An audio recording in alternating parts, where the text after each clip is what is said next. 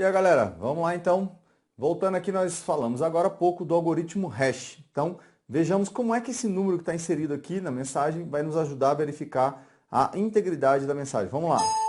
Cortou na tela. Então, o Zezinho escreveu a mensagem, aplicou o algoritmo, a sua chave privada, tá? E aí o número que eu já destaquei anteriormente para vocês, que foi inserido pelo algoritmo hash.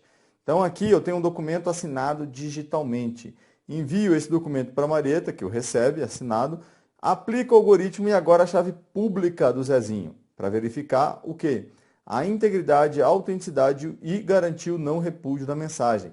Ou seja, aquele número que foi inserido lá, ele vai ser gerado, ele fica gravado no documento e ele é gerado de novo lá no destino. Então, quando a pessoa recebe, passa pelo algoritmo hash e compara agora o quê? O que veio com aquele que foi gerado. Se os números são iguais, a comparação ali, né? Se os números são iguais, se batem, beleza, a mensagem está íntegra, ela não foi modificada. Gente, se houver uma vírgula que não havia antes na mensagem, uma vírgula, tá? O número vai ser gerado diferente.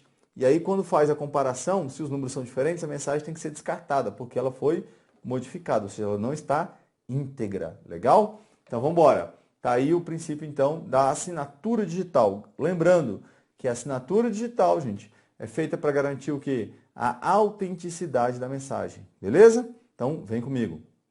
Mostrarei agora para vocês aqui um resumo, que é separando, né, as duas vertentes que nós vimos aí, que nós falamos da a criptografia assimétrica. As duas vertentes, ou seja, ora para garantir o sigilo, ora para garantir a autenticidade, realizando a assinatura digital. Então vamos lá. Cortou na tela. Para garantir o sigilo, o remetente da mensagem aplica à mensagem a chave pública do destinatário. E o destinatário, por sua vez, aplica a sua chave privada. Então aqui eu tenho que, olhando na imagem aí, as duas chaves que eu estou utilizando aqui são de quem? Do destinatário, tá? As duas chaves que eu estou usando aqui são destinatário. Do outro lado, eu tenho a autenticidade, lembrando que a autenticidade é sinônimo para assinatura digital. Tá? Então, aqui só para lembrar, para enfatizar. E aí eu tenho que o remetente, ele vai aplicar a sua chave privada e o destinatário vai usar a chave pública do remetente. Então, aqui é o contrário. Ó. As duas chaves que são utilizadas são do remetente. Então, essa história aí, galera, das duas chaves são de um, as duas chaves são do outro, eu vou pensar no sigilo. Cara, as duas chaves são do destinatário. Então, o remetente ele só pode ter acesso a uma das chaves do destinatário, que é a pública. Então, olha só. Sigilo, as duas chaves são do destinatário. O remetente só pode ter a pública. Então, ele aplica a pública e o destinatário a sua privada. Morreu. Do outro lado da assinatura digital, as duas chaves são do remetente. Então, peraí. Se o remetente usar a chave pública dele, do outro lado, o destinatário precisaria ter a chave privada do remetente. Ele não tem. Então, a única forma, já que as duas chaves aqui são do remetente, é ele usar a sua chave privada e do outro lado, a outra pessoa usar a chave pública do remetente. Então, espero que esse esqueminha ajude aí a resolver questões de prova, beleza? Vamos embora. Jogou na tela, ó uma questãozinha de prova. As entidades denominadas certificadoras são entidades reconhecidas pelo ICP Brasil, ou seja, Infraestrutura de Chaves Públicas, e autorizadas a emitir certificados digitais para usuários ou instituições que desejam utilizá-los. Então, quem está fazendo a emissão aqui são as entidades denominadas certificadoras, né? São as autoridades certificadoras. E não a ICP, como algumas pessoas leem e entendem que a ICP está emitindo certificados. Não. Quem vai emitir são as certificadoras, tá ok? Portanto, o item está corretinho. Vamos embora. Jogou. Acerca de certificação e assinatura digital, julgue os itens abaixo. A. A assinatura digital facilita a identificação de uma comunicação, pois baseia-se em criptografia. Então, olha só, assinatura digital em criptografia simétrica. Não, né, galera? É assimétrica. Então, o item está errado, tá ok? Não é simétrica e nem de uma única chave. Nem de uma única chave. Letra B. Quando um usuário com assinatura digital, então, quando um usuário com assinatura digital envia um e-mail para um destinatário, a mensagem será assinada. Quem é que assina, galera? É o remetente, né? Quem assina é o remetente. Por uma chave pública do destinatário? Não. A chave a ser usada aqui é o quê? Privada de quem? Do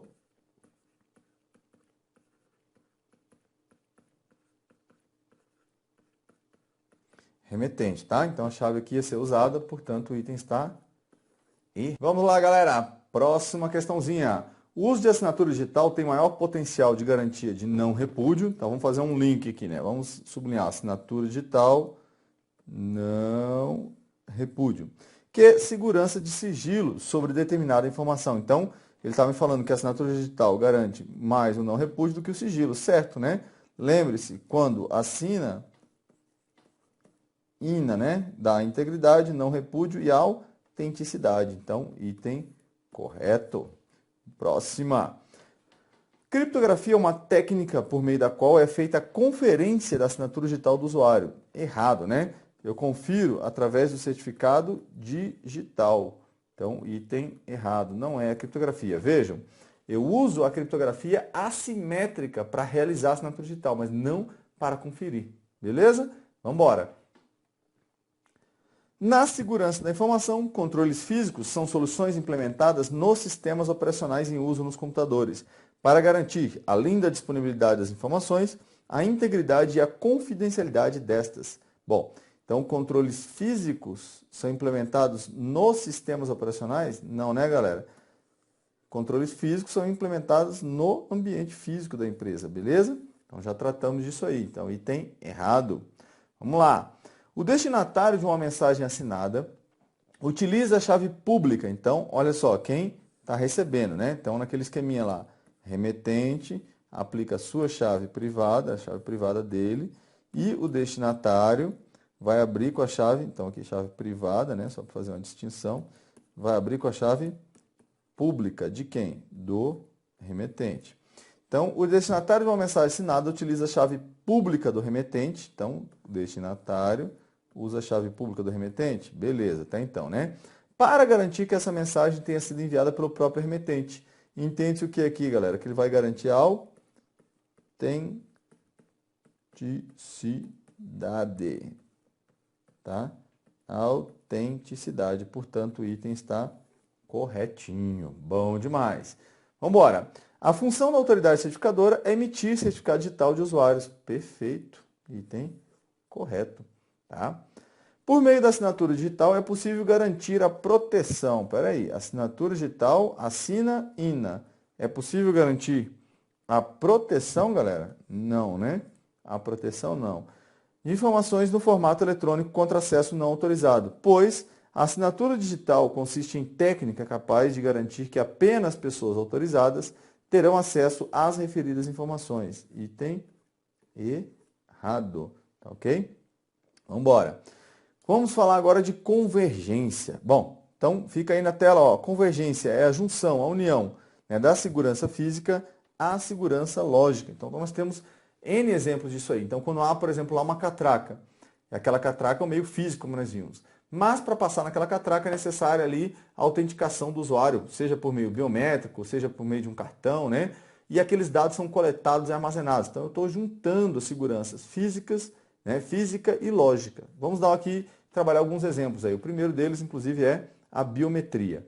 Bom, gente, quando nós falamos em biometria, muitas pessoas lembram apenas da digital, e geralmente do dedo, né, do dedão aqui, né? Ou de qualquer um dos dedos, né? Porque a gente faz no banco, por exemplo, a gente usa muito, né, o indicador para fazer a autenticação. Bem, é verdade, é um meio, mas eu vou mostrar para vocês aqui alguns outros exemplos de autenticações biométricas. Então, o que é biometria, né? Bio vem de vida, metria vem de medidas, métrico. Então, é uma forma de autenticação que eu uso o próprio corpo, né, ou funções do corpo para fazer a autenticação. Exemplo, eu tenho aí a identificação de pontos na face, né? Então, tem vários mecanismos, né, que fazem reconhecimento da face. Esse aqui é um deles, tá, galera? Então, tem vários mecanismos aí. Alguns são bem falhos, né, porque só leem realmente a face, tá? Não detectam pontos específicos na face, então são mais falhos. Outros são muito precisos, então isso é variável, tá ok? Então, é uma lógica certa. Ah, reconhecimento facial é balela. Não, reconhecimento facial é 100%. Então, tem essas variáveis aí, mas é um meio de autenticação biométrico. Vamos lá. Então, eu tenho também aqui já o exemplo clássico, né, da digital. Eu tenho aqui a digital aplicada hoje, né, em alguns smartphones, é uma realidade, né? Alguns notebooks, outros tipos de aparelhos têm autenticação biométrica, seja pela digital, outros exemplos que eu vou citar aqui. Vamos lá. Eu tenho aqui também a leitura, né, de vasos sanguíneos, ou da digital, pode ser feita aqui, né, no exemplo da catraca que eu falei. Aqui a leitura dos vasos sanguíneos da mão, que é um meio muito preciso, tá? Ler a posição dos vasos sanguíneos. Eu tenho aqui a leitura da caligrafia, que é passível, obviamente, de falsificação, né? Mas é um meio de autenticação biométrica. Eu tenho a leitura da retina, tá? Então, da retina, ela é muito precisa, mas mais precisa ainda do que a retina, que já é muito precisa, eu tenho também, dá uma olhada aí, a leitura da íris, que são os vasos sanguíneos, né?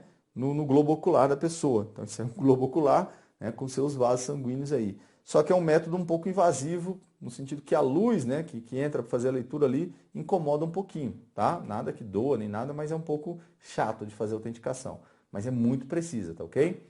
Vamos lá. Ó, a questãozinha de prova. O controle de acesso, que é uma das formas de assegurar que somente pessoas autorizadas acessem determinada informação, pode ser realizado mediante o uso de dados biométricos. Pode, verdade, né? Para somente pessoas autorizadas. E aí tem uma vantagem da biometria. Qual é a vantagem? Se eu uso, por exemplo, um crachá, um cartão, para me autenticar, fazer minha autenticação, né, em uma porta, seja lá, né, qualquer sistema que eu vá acessar ali, alguém pode tomar aquele crachá, ou mesmo eu empresto o crachá para alguém, né, o sistema de ponto antigo, por exemplo. Eu empresto meu cartão de ponto, a pessoa vai lá em determinado horário e bate o ponto por mim. No sistema biométrico não tem como, ó, fica com o meu dedo aí, né? Eu sei que existem métodos de fraudar isso, mas não é tão fácil, né? Eu deixo o meu dedo ou vou gravar a digital do dedo, enfim. É um meio de dificultar, tá? E é para garantir o acesso somente de pessoas autorizadas. Então, pode ser usado? Veja que ele falou pode? Pode, verdade. Vamos lá. Os mecanismos utilizados para a segurança da informação consistem em controles físicos e controles lógicos. É verdade, na verdade? É. Então, existem os controles físicos e existem os controles lógicos. Os controles físicos constituem barreiras de hardware. Então, peraí, cara. O que é hardware? Hardware é a parte física do computador, né? Deixa eu apagar isso aqui, ó. Hardware é a parte física do computador. Ou seja, todos os componentes do computador que são físicos, o teclado, o mouse, né? O monitor, os componentes internos, tudo isso é hardware. Mas você já viu uma barreira de hardware? Você foi entrar num lugar e tinha uma porta lá feita com componentes do computador? Eu desconheço, né? Então não existem barreiras de hardware, tá ok? Como o controle físico. Então olha a junção, dá uma olhada aí. A ideia que ele passou aqui, ó, barreiras de hardware, né? Como exemplo de quê? De controles físicos, tá? Como a ideia de controles físicos, beleza? Não. Enquanto os lógicos são implementados por meio de softwares. Aí tudo bem, né? Mas o item vai estar errado, porque não há barreiras de hardware. Peguinha, hein, galera? Vamos embora. O controle de acesso biométrico é uma das formas de aumentar a segurança no acesso à rede por meio de uso de palavra-chave. Opa, por uso de palavra-chave? Fugiu, né? Ó, acesso biométrico, a autenticação é feita como, galera? Utilizando-se partes ou funções do corpo, como eu falei, né? E eu citei os exemplos. Então dá uma olhada aí. Que identificam características biológicas do usuário para a formação de senhas alfanuméricas. Não, né, galera? Tá totalmente distorcido o conceito aí. Então, portanto, item errado. Agora vamos falar aqui dos backups. Olha só, essa aqui, pode manter na tela aí, essa aqui é a escrita, né? A grafia normal em inglês, que nós estamos acostumados, cuja tradução, então, vem comigo. A tradução aqui é cópia de segurança. Então, o backup é uma cópia de segurança. Então, aquilo que tem que me dar o quê? Segurança, certo? Eu estou falando isso porque nós temos que pensar lá na frente. Bom, a grafia desta palavra em português, agora, né, no nosso vocabulário, dá uma olhada aí para aqueles que não conhecem ainda, é essa aqui, ó, backups, tá? Eu coloquei no plural, mas lógico que pode ser no singular, tá? Pode ser backup, tá ok? Então tá no plural, backups ou backup, também as duas aí, obviamente, podem ser tanto no plural quanto no singular, perfeito? Bom, galera, o que é uma cópia de segurança? Então eu tenho um computador, vem cá, vou representar para você aqui, fazer um exemplo, né? Um desenho aqui maravilhoso, dá uma olhada aí. Então vou fazer um desenhozinho aqui, eu tenho um computador, por exemplo. Então imagina que isso aqui é um computador. E aí eu tenho uma informação. Aí eu duplico essa informação no próprio computador. Bom, aí como aquilo tem que ser uma cópia de segurança, eu não tenho segurança aqui pensando que a segurança tem que ser física e lógica. Eu tenho até uma certa proteção lógica, porque se o arquivo original, né, acabar a energia, por algum motivo ele for corrompido, a cópia ali vai, né, se não ocorrer mais nada no computador, a cópia vai preservar a continuidade, o ciclo de vida da informação, porque ela continua existindo. Mas se houver um dano mais drástico, joga aí na imagem aí. Se o computador, né, por exemplo, pegar fogo, for furtado, enfim, der, né, sumiço no computador, acabar o computador, aí a segurança física da informação não foi preservada, né? Então, pois bem, dá uma olhada. A informação, o backup, a informação tem que ser feita, a cópia da informação tem que ser feita em outro dispositivo, não no mesmo dispositivo. Então tem que ser dispositivos fisicamente o quê? Distintos. Dá uma olhada na imagem. Estou apagando os riscos que eu fiz aqui. Aí, ó, você vê o exemplo aí do PC para um HD externo, do laptop aqui para o pendrive, né, que são exemplos, obviamente, em termos de backup bem rudimentares, né, mas para manter o princípio aí de fazer o quê? Em outro dispositivo, tá? Isso pode ser feito no meu computador para um servidor, beleza, tranquilo, né? Desde que seja em outro local e fisicamente uma segurança, né, na distância física em que o backup vai ser guardado. Então, não adianta muito eu fazer o backup, um computador está aqui e eu estou fazendo para outro computador que está a 5 metros ali. Se houver um incêndio na sala aqui, os dois vão ser destruídos. Eu vou perder o original e o backup. Então, tem que ter uma certa segurança, né, em relação à distância que vai ser guardado o backup, tá? Então, são princípios do backup. Fazer em outro dispositivo e guardar fisicamente em outro local para preservá-lo, beleza? Vamos lá, vem comigo, joga na tela. Vamos agora conhecer aqui os principais tipos de backup. Então, cai muito em prova aí, né, alguns tipos de backup.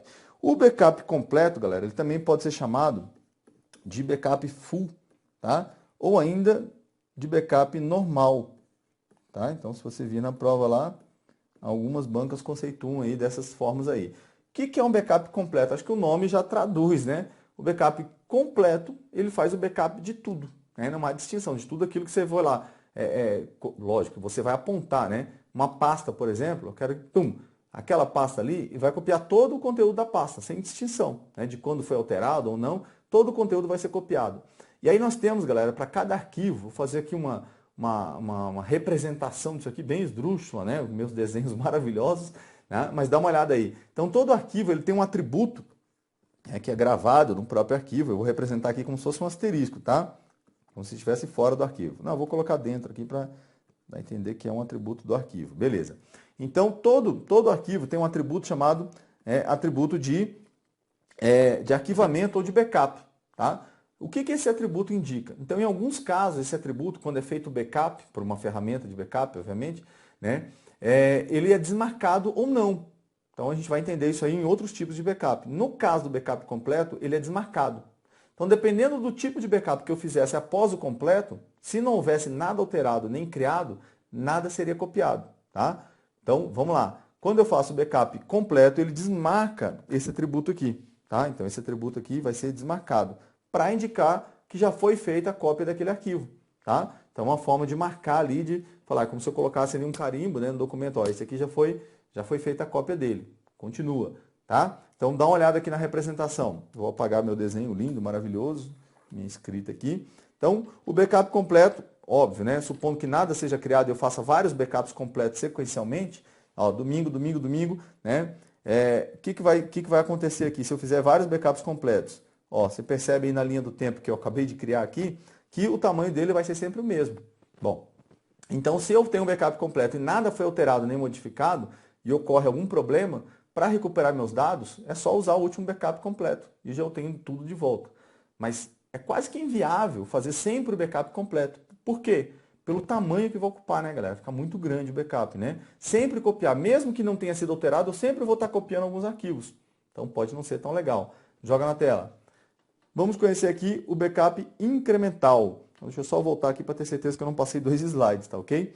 Então, o backup incremental, galera, eu tenho aqui a seguinte característica. Aquele atributo, né, isso que vai diferenciar basicamente os tipos de backup, aquele atributo é desmarcado, aquele atributo de arquivamento ou de backup. O que consiste isso? O backup incremental, ele só vai copiar aquilo que foi modificado ou criado desde o último backup completo ou do último backup incremental. Dá uma olhada na imagem. O que ocorre com isso? Né? O backup ele vai ficar um tamanho variável. Então, isso vai variar o tamanho do backup. Ou seja, pode copiar pouca coisa, como aqui na quinta-feira, por exemplo, né? Ou copiar um pouco mais, como no sábado, dependendo da quantidade de arquivos que foram modificados ou criados. Tá? Se nada foi modificado, nada foi criado, o backup vai ficar vazio. Não tem o que fazer backup. Por quê? Porque o último backup já contém tudo atualizado.